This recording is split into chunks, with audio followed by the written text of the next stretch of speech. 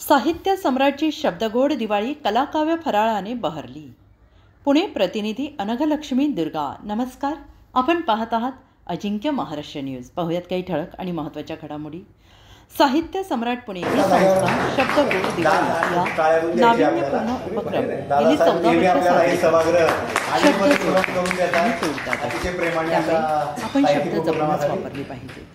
दिवाळीच्या फराळामध्ये जसे वेगवेगळ्या चवीचे पदार्थ आहेत, त्याचप्रमाणे आज सगळ्यांनी सुंदर सुंदर कला कविता सादर केल्या। असे कार्य करत असताना अनेक कष्ट करावे लागतात, लोकांचे बोलणेही ऐकावे लागतात। सगळं सहन करून काहीतरी करायचे आणि चांगलेच करायचे मनापासून सातत्यानं कार्य करतात आणि आशीर्वादही देते, असे विचार अध्यक्ष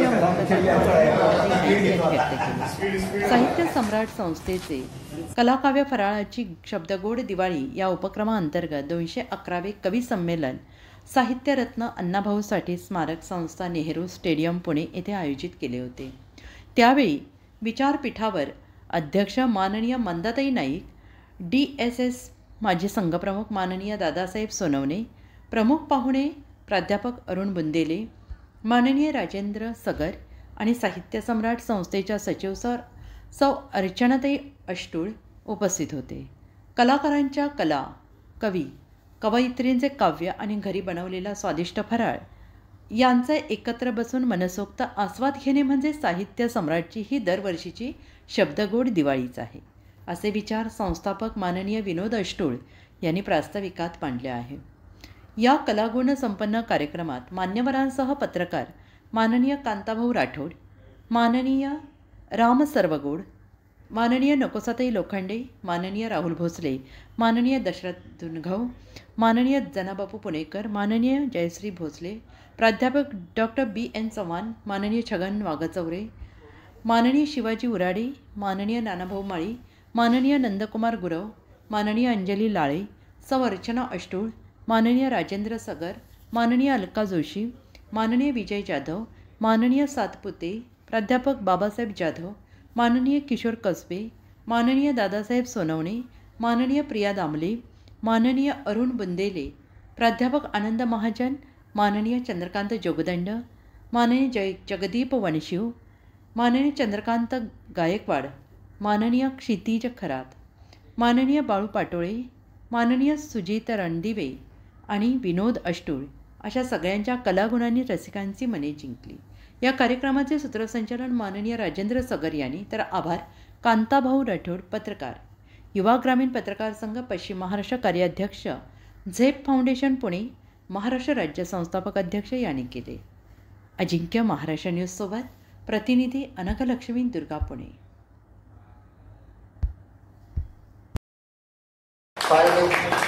तर महाराष्ट्रात एकमेव संस्था साहित्यिक संस्था अशी आहे की ते प्रत्येक महिन्याला 1-2 तरी कार्यक्रम घेत असे सातत्याने, आणि म्हणून आजपर्यंत आपण प्रत्येक साहित्यिकाला इतका सन्मान मिळालेला आहे की प्रत्येक साहित्यिकाला आपल्या ज्या महानगरपालिकेने आपल्याला जो कवी कट्टा दिला, साहित्यिक कट्टा दिलेला आहे, त्या साहित्यिक कट्ट्यामध्ये सुद्धा प्रत्येकाला आपण अध्यक्षपद दिलेलं आहे। जे कविता सादर करण्यासाठी संधी मिळत नव्हती, अशा सगळ्यांना आपण त्या ठिकाणी अध्यक्षपद दिलेलं आहे। सगळ्यांना सहल असेल, आपले ग्रंथपेढी असेल, की प्रत्येकाचं पुस्तक हे इतरांनी वाचलं पाहिजे म्हणून फिरती ग्रंथपेढी आपण चालू करतो। 12 उपक्रम आहेत, ते सातत्याने वर्षभर चालू असतात। गेल्याच महिन्यात साहित्यिक सहल झाली, त्या सहलीला आपण अतिशय म्हणजे खूप चांगला प्रतिसाद असतो। जसं या शब्दगोड दिवाळी आपण करत असतो की शब्दांची जर शब्द आपल्याकडे गोड असतातच, आपण कला काव्य तर चांगलं करतोच, पण घरच्यांनी केलेला फराळ सुद्धा आपण एकत्र खावा अशी संकल्पना या शब्दगोड दिवाळीमध्ये ठेवली, आणि सातत्याने आज 14 वर्ष हा उपक्रम या ठिकाणी आपण राबवतोय। तर आजच्या या कार्यक्रमाची सांगता करण्यासाठी आपण गोड बोललो, गोड सगळं व्यवस्थित आजचा कार्यक्रम झालाय, पण तरी सुद्धा आपल्यावर लक्ष ठेवण्यासाठी क्राईमचे पत्रकार राठोड सर यांच्यावर चांगल्या पद्धतीने लक्ष ठेवलं, तसंच आम्हाला निरोप सुद्धा तुम्ही चांगल्या पद्धतीने द्या। आभार माना। नमस्कार सर, धन्यवाद। तुम्ही जी मला संधी दिलेली आहे, तुमचं क्षेत्र सगळ्यांचं वेगळं आहे, आमचं क्षेत्र वेगळं आहे। मी कांताभाऊ राठोड, पोलीस तपास क्राईम रिपोर्टरचा पत्रकार आहे। त्याचबरोबर युवा ग्रामीण पत्रकार संघटनेचा पश्चिम महाराष्ट्र कार्याध्यक्ष आहे, ते जे आता साहित्य सम्राट बहुउद्देशीय संस्थाच्या मार्फत जो कार्यक्रम आयोजित केलेला हा जगावेगळा कार्यक्रम आहे. असा कार्यक्रम मी कुठेही बघितलेला नाही की जो दिवाळी गोड फराळ वाटप हा एकत्रित करून सर्व आपण जे कवी आहात, साहित्यिक आहात, सगळ्यांनी जे आपल्या कला सादर केल्या आणि आपण मिळून मिसळून जे एकमेकांनी ऐकून घेतलं आणि आपल्या ज्या कला दाखवण्यासाठी जो कट्टा मिळालेला आहे, वाव मिळालेला आहे, हे खरं कौतुकस्पद गोष्ट आहे. कारण प्रत्येक कलाकाराला कला दाखवायसाठी कुठलं तरी एक क्षेत्र पाहिजे आणि न घाबरता न डगमगता आपल्या सहकार्यामध्ये हे कला सादर करणं म्हणजे सर्वात मोठी गोष्ट आहे. आणि ह्या निमित्ताने मी सर्वांना दिवाळीच्या खूप खूप शुभेच्छा देतो. आणि विनोद अडसूळ सर, तसेच अडसूळ मॅडम असतील, नाईक मॅडम असतील, ह्या सर्वांच्या श्रेष्ठ आणि श्रेष्ठांच्या समोर मी आपल्या सोबतीनं हे जे दिवाळी फराळीची गोड दिवाळी जी आहे ही जी साजरी करतोय आणि जो उपक्रम तुम्ही दाखवला, तुम्ही ऐकला, असा जगावेगळा उपक्रम कधीही कुठेही झालेला नाही सर. मी बघतोय आहे त्या पद्धतीनं. त्यामुळे मला बोलवलं त्याबद्दल मी खूप खूप आभारी आहे. आणि सर्वांनी जे आपलं सादरीकरण केलं त्याबद्दल साहित्य सम्राट बहुउद्देशीय संस्थेतर्फे आणि विनोद अडसूळ सर यांच्यातर्फे सुद्धा सर्वांचं आभारी आहे. मी माझं 2 शब्द हे मनोगत आपण पण ऐकून घेतलं त्याबद्दल आपला आभारी आहे. परत एकदा सर्वांना दिवाळीच्या खूप खूप शुभेच्छा. राठोड सर, तुम्हाला विनंती की आपले निवेदक आजचे त्यांचा सन्मान राहिला नाही तर तुमच्या हस्ते त्यांचा सन्मान करा. सर्वात महत्वाचं म्हणजे जे कार्यक्रमाचं नियोजन करताय आपले जे राजेश मगरे सर आहेत त्यांचं बी आभारी आहे. कारण त्यांनी सर्वांच्या कार्यक्रमाला दाद दिलेली आहे आणि त्यांनी जे कार्यक्रमाचं सूत्रसंचालन केलं हे सगळ्यात महत्वाची गोष्ट असते. त्याबद्दल एकदा सगळ्यांनी जोरदार टाळ्या वाजवून त्यांचंही स्वागत करायचं आहे. आणि हे खरं तर सांगितलं की दुसरे एक पत्रकार आपल्या इथं जगदीप भोंजीव सर, त्यांनी लक्षात आणून दिलं, त्यांचंही धन्यवाद. फोटो घ्या कोण घेते. सर्वात महत्वाचं सूत्रसंचालनाचं काम असतं. आमचे खास मित्र आहेत राजे सगळे. हा घ्या मधलं घ्या, सेंटर मधलं घ्या. माळी सरांचं लक्ष आहे भरपूर. यानंतर सगळ्यांनी आपल्याला कॉमन फोटो घ्यायचंय प्रेस नोट साठी. आणि त्यानंतर हा शब्द दिवाळी हा एक कार्यक्रम आपण खूप आनंदाने साजरा करतो आहोत. खरोखरीच शब्द गोडही असू शकतात, कडूही असू शकतात, परंतु शब्द माणसं जोडतात आणि माणसं तोडतात. म्हणूनच आपण शब्द जपूनच वापरायचे. आज सगळ्यांनी एकापेक्षा एक सुंदर अशा कविता सादर केल्या. यांनी तर म्हणजे कमाल केली. सगळ्यांची नावं काही मला माहिती नाही. लोखंडे खूप छान सादर केली कविता. याच्यातल्या प्रत्येकाने वेगळ्या वेगळ्या प्रकारच्या कविता सादर केल्या आणि त्यामुळेच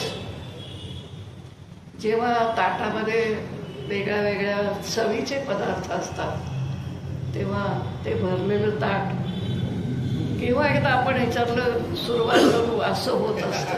हे खौकते. त्यामुळे आज हे सगळेजण जे खूप सुंदर सुंदर कविता सगळ्यांनी सादर केल्या त्या सगळ्यांना मनापासून धन्यवाद. आणि मुळात आष्टोळ आणि त्यांचे सगळे कोण सहकारी आहेत ते सगळे 211 हा आकडा काही छोटा नाही आहे आणि त्याच्यासाठी किती काय काय करावं लागतं हे मी अनेक संस्थांवर काम करत होते त्यामुळे मलाही माहीत आहे की त्याच्यासाठी किती कष्ट घ्यावे लागतात, लोकांचं काय काय ऐकावं लागतं.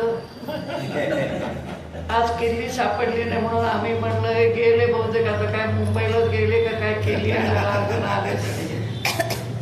परंतु सगळं सहन करून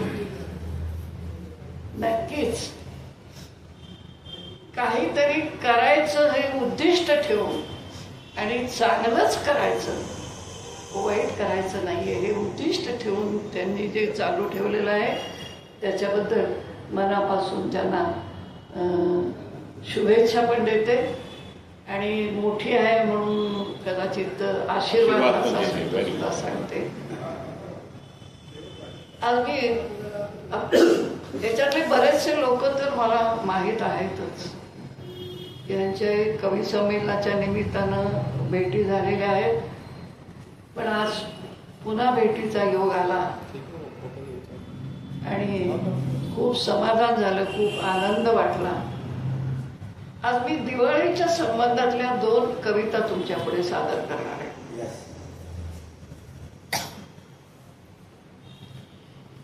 एक आहे मुंबईतल्या स्टेशनांची दिवाळी. सगळ्या स्टेशनांनी सुद्धा दिवाळी कशी साजरी केली ती मी नंतर वाचणार आहे आणि आधी मात्र वाचणार आहे ही दीपावली नावाची कविता वाचणार आहे.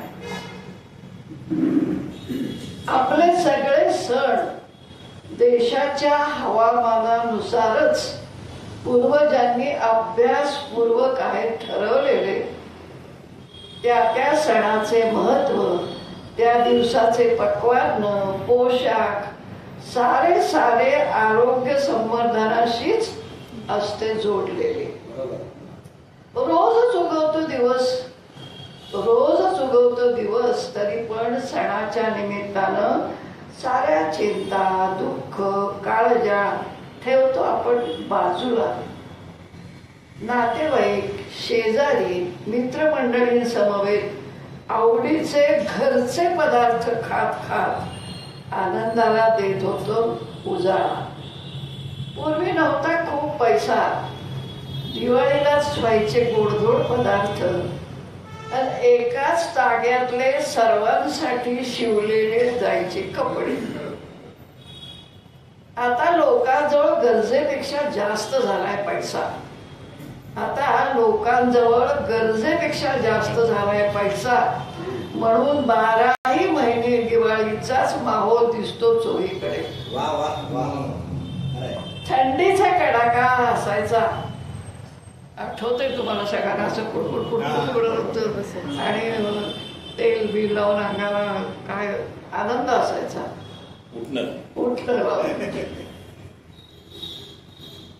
आता लोकांजवळ गरजेपेक्षा जास्त झालाय पैसा म्हणून 12ही महिने दिवाळीचाच माहोल दिसतो चोहीकडे. थंडीचा कडाका असायचा तरी अभ्यंग स्नान पहाटेच असायची, आता सवडीनं करतात. तेल उठणं लावून सोडून घातलेल्या आंघोळीला मायेची ऊब असायची. आता दिवसभरात सवडीनं निवांतपणे टप बात घेतात. शिळ्या अन्नातूनच ताजे केलेले चमचमीत पदार्थ हॉटेलात जाऊन आवडीनं खातात. आता लाईटच्या माळा, तयार किल्ले, रांगोळीचे छाप उमटवतात. माणुसकी, आपुलकी, स्नेह वाढवणारी दिवाळी संपली. अहो आता उत्साहही नसतो. मी माझं मला अशी संकुचित वृत्ती वाढते. आम्ही ज्येष्ठ मात्र जुन्याच दिवसांना स्मरतो.